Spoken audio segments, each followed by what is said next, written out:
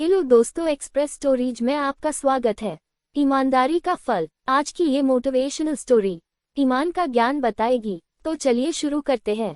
काफी समय पहले की बात है। प्रतापगढ़ नाम का एक राज्य था। वहाँ का राजा बहुत अच्छा था, मगर राजा को एक सुख नहीं था।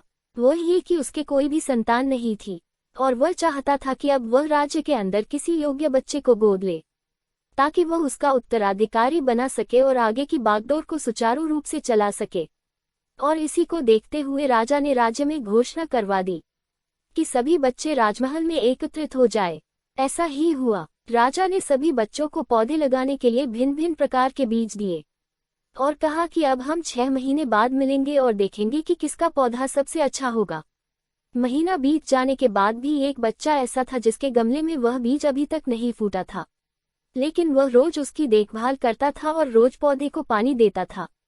देखते ही देखते 3 महीने बीत गए।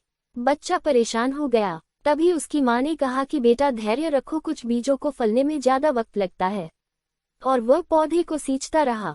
6 महीने हो गए। राजा के पास जाने का समय आ चुका था, लेकिन वह डरा हुआ था कि सभी बच्चों के गमलों में तो पौधे होंगे और उसका गमला खाली होगा। लेकिन वह बच्चा ईमानदार था और सारे बच्चे राजमहल में आ चुके थे। कुछ बच्चे जोश से भरे हुए थे, क्योंकि उनके अंदर राज्य का उत्तराधिकारी बनने की प्रबल लालसा थी। अब राजा ने आदेश दिया, सभी बच्चे अपने अपने गमले दिखाने लगे। मगर एक बच्चा सहमा हुआ था क्योंकि उसका गमला खाली था। तभी राजा की नज़र उस गमले पर गई। उसने पूछा, तुम्हारा गमला तो खाली है? तो उसने कहा, लेकिन मैंने इस गमले की 6 महीने तक देखभाल की है। राजा उसकी ईमानदारी से खुश था कि उसका गमला खाली है, फिर भी वह हिम्मत करके यहाँ आ तो गया।